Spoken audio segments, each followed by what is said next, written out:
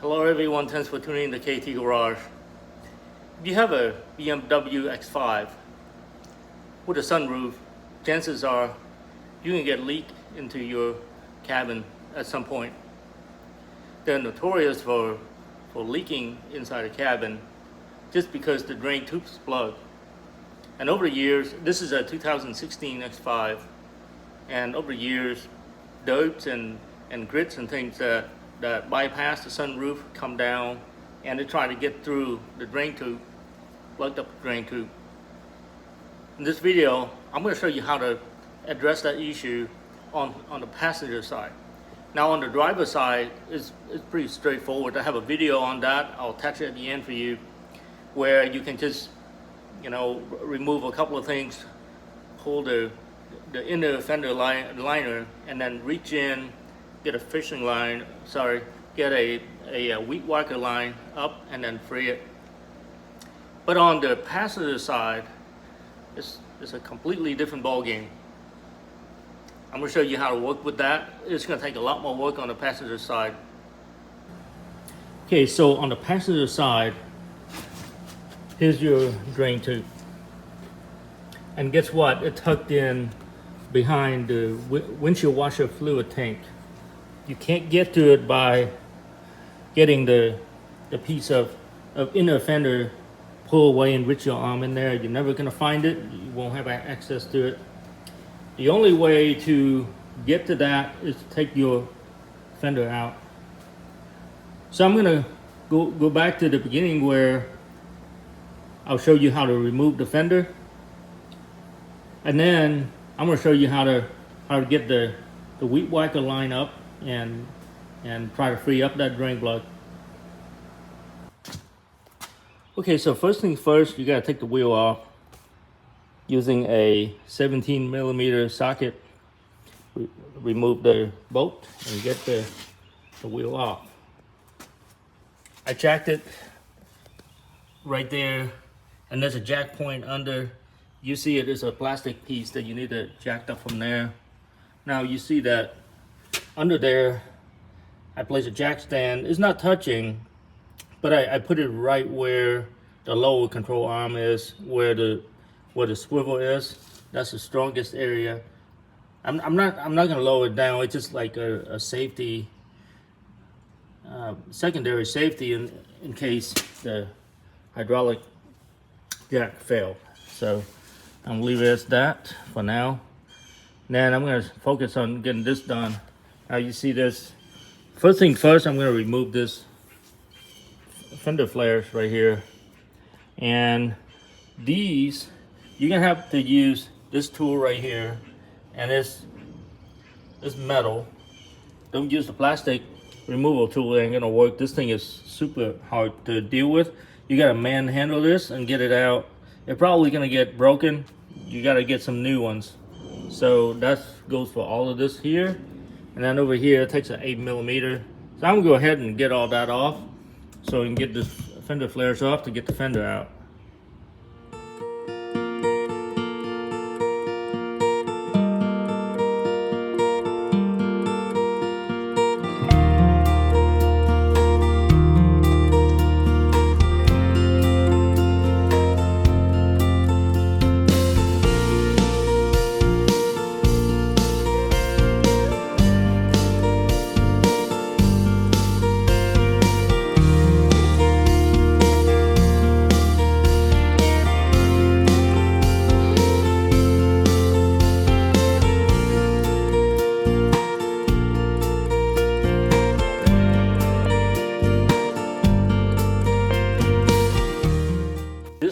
Fender flares are clipped in from the inside, so even though you take out all these clips and bolts, you still have to pop them out towards the outside.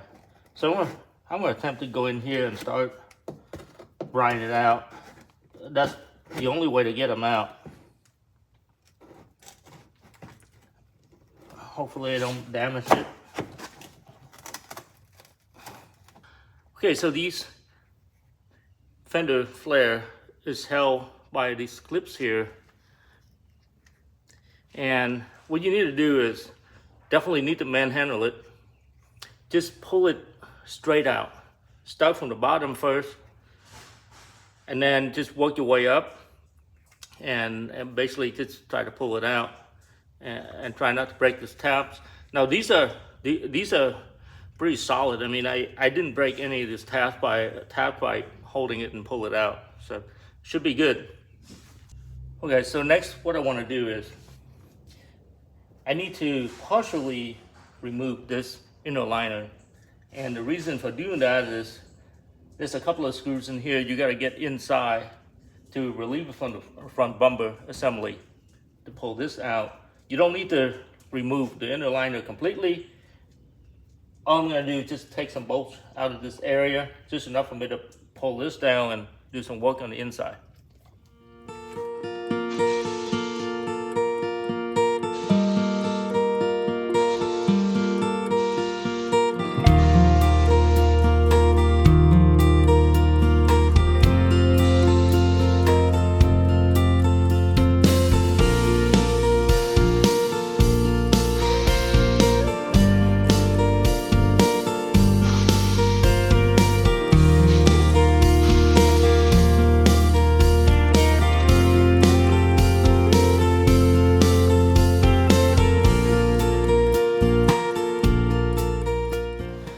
Guys, the inner fender actually comes in two pieces.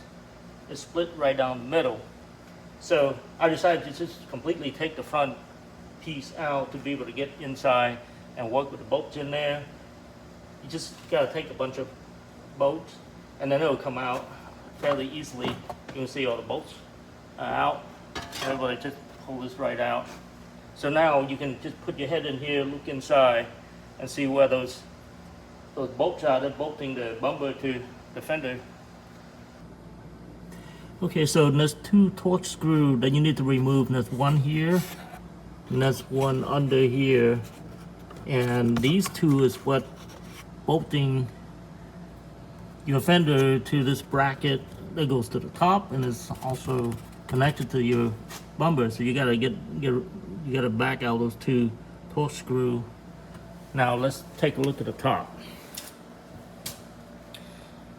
So there's torque screw here, here, and then you got to pop these snaps, plugs out, and then under there's a torque screw there.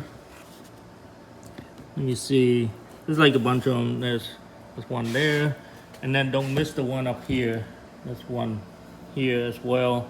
So you're gonna have to back all those out, and then inside here there's a torque screw as well, so you gotta fully open the door to get that one out, and then I think at that point I can just pull the fender out. There's actually two screws, and there's one here that I already removed, and there's another one down here that I missed to mention before. So there's one there. I only see two so far, so I'm gonna back that one out and see if I can get the fender out. Well guys, as it turned out, there's 3 screws in here, not 2. So I missed another one and I couldn't get the fender to come out. So just make sure you take all 3 out. So that's the first one there. Second one is over there. And then there's one more under here. Let's see if I can show you. Yep, so there's one there. Total 3. And then, so now you can just separate the fender. Okay, so let's look in here for a minute.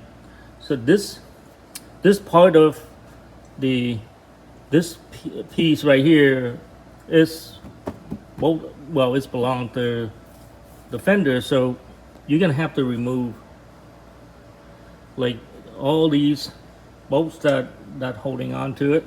So you can see that it's part of the fender. It's the air damper or whatever you call it, air vents. So now I was able to like get this piece loose, but it's still stuck down here. So I'm gonna see what's going on down here to relieve it and take it out. Well guys, the fender is out. I'll show you a couple of things so you have an idea of what's happening. So there's 2 of these screws that are here that bolted from the inside, and that's and your fender is kind of sandwiched between this piece right here and your front bumper, so you gotta, just lift it up a little bit, and there's a couple of points here that kind of locks it in and line everything up. So then you get that out. Now up here is where all the screws are that you removed. Up here there's one, and then there's one here, and one here.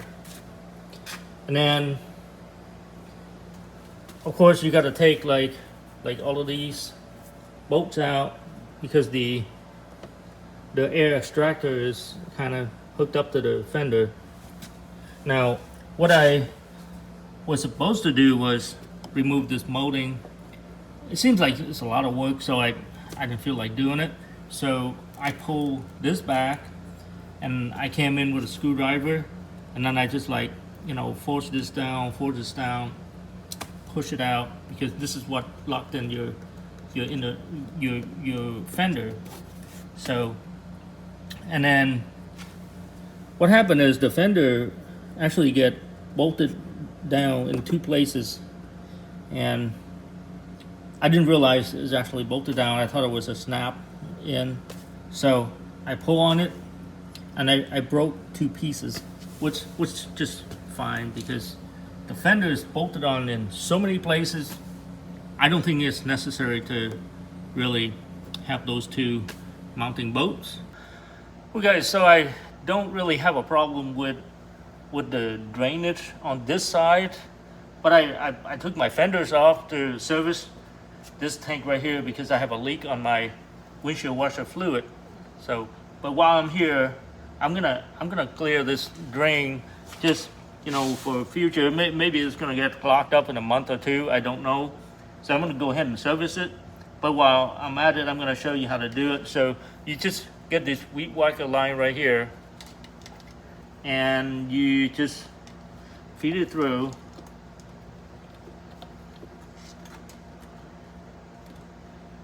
And it's supposed to, well, let me see here. It's gonna take a little bit to try to get it through, but you can get it. You can see that I already had it feed, and it's gone pretty far up already.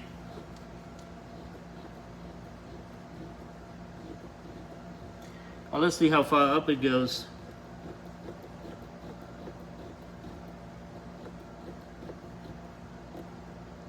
Well, that's as far as it goes. I think it's probably go pretty much all the way up to the roof. So I'm just gonna pull it back.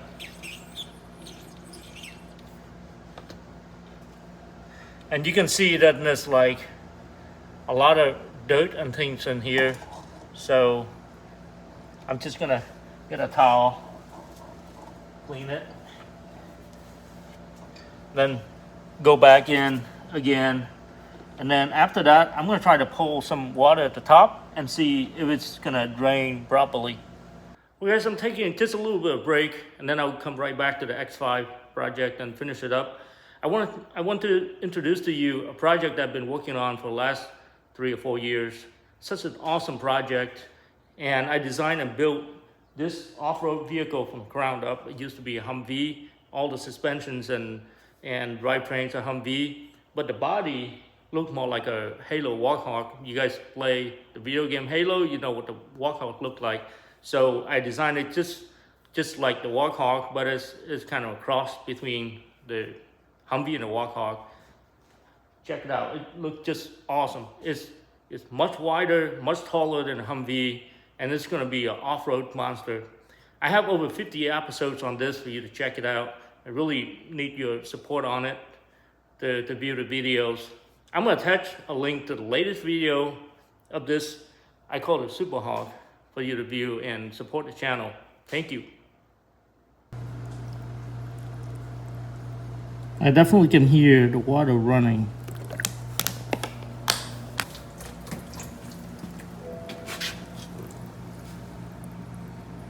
Yeah, you can see it comes out very quickly. So that's telling me that my drain is it's doing pretty good. Wow. So as I squeeze this, like those are like really nasty stuff comes out. So I'm gonna go ahead and pour some more water on it to let it come out.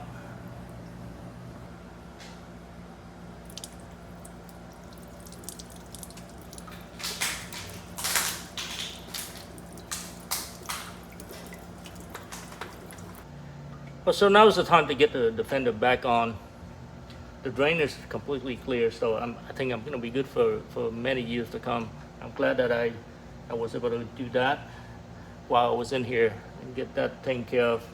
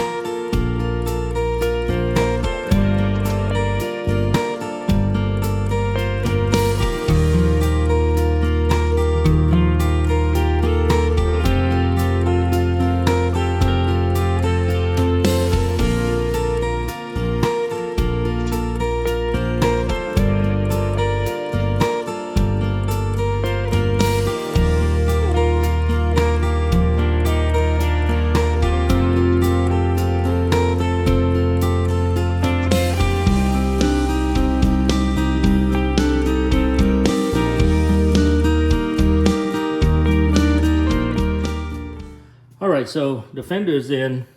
Now you can see that I struggled a little bit trying to get this to lined up because there's another piece inside.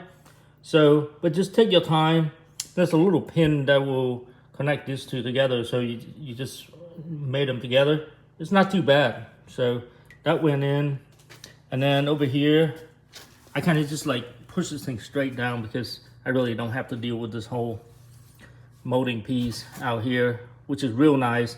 You can see like this is nice and secured. You know, by the time I got that fender, the fender flares out here and bolted on and bolt all this stuff on, this is not going to go anywhere. So don't need those two bolts down there in case I need to take this back out again. Now, so I'll show you a few things in here. Let's see if I can get some lights.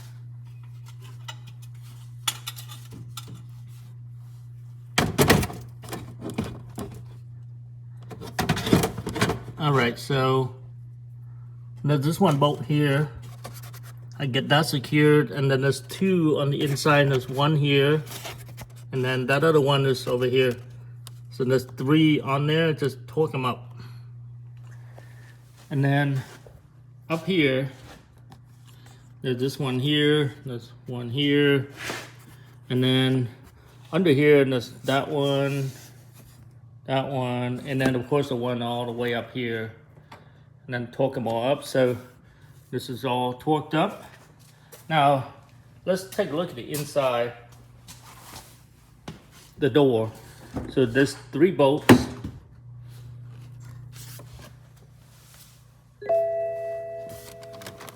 I showed you guys this before. So there's one here, and then I gotta partially close the door for you to see it. Yep, so there's one over there, and one a little bit further down. Now what you want to do is just install it, but don't tighten it, because you need to check the fender and make sure it lines up with your door. So what you do is just like snug, tight it, but don't torque it up, and then set the door like that. Then you come out and see if it lines up or not. Now if it doesn't line up, you can like use your hand to push it in, because they have a little bit of wiggle room for you to make the adjustments.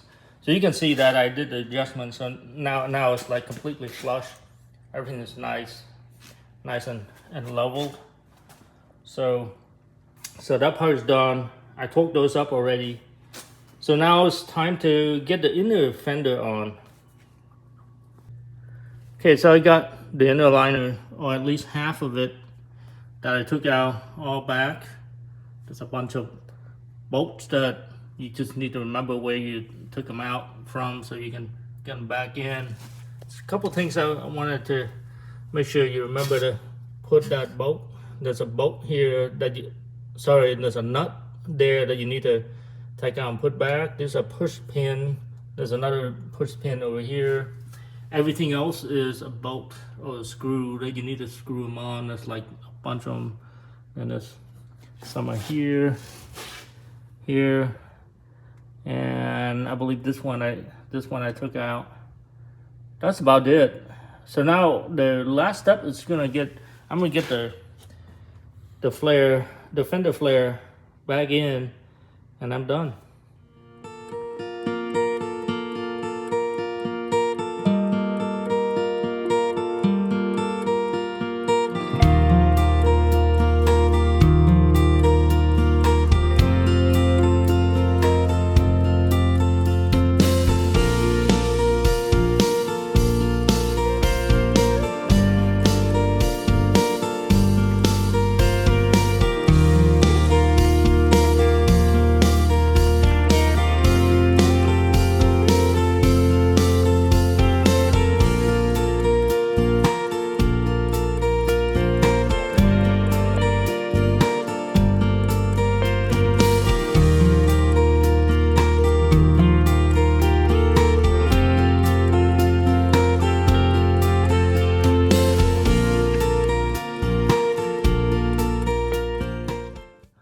All right, so I got the fender flares back, and you kind of just push it in, it'll come in. Everything lines up pretty good. Now, the problem is we're not going to be able to use or reuse any of those push-in pins because I broke them all. They're just not possible to save them. So I have these right here. That's like just assorted different kinds of push-in clips that you can use. So I ran across these, and they seem like they're gonna fit. It's not gonna be as tough as the OEM ones, but it's not gonna go anywhere. So, you know, these are pretty good. So that's what I'm gonna do. Just get this on. Now, you know what? See, it's a through hole. So this one I'm probably gonna put a nut and bolt here. Just one here and probably one up here just to make sure it's secure. And then the rest of them, I'm just gonna use these push in and call it good. These are pretty solid actually. So I think, well, you know what? So I'm probably not gonna do that one either because that one's visible. So I'm just gonna use one of these, and then I'm gonna put a nut and bolt here because I can't even reach on the inside. You know what? Forget it. I think I'm just gonna be fine with these. It's not gonna go anywhere. Yeah, it's sitting there pretty tight. So I'm gonna go ahead and finish up over here, and there's another one over there, and I'm done. Okay, so the final step is to get the wheels back, and make sure you torque this to 105 foot-pounds using a really good torque wrench for that. When the project's completed, it took me a total of around 6 hours to get everything done. That's including the trip to the BMW dealer and get the new pump. So overall, it's not bad, but you know, from a level 1 to 4, I think this is definitely a 3 or 3.5. So if you want to tackle something like this, you gotta have basic understanding of how cars work and how to turn wrenches, how to deal with issues while you're removing panels. It's very involved. So, you know, if you're doing this for the first time, you know, I advise just take it to the dealer. But if you have experience with working on cars, it can be done.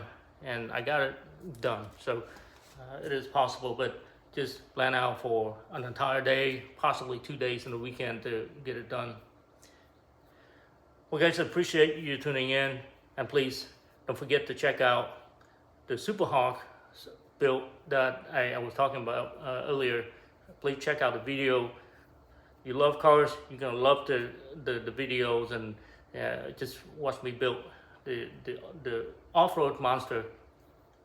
Appreciate you guys tuning in to KT Garage. If you like the content, please like and subscribe.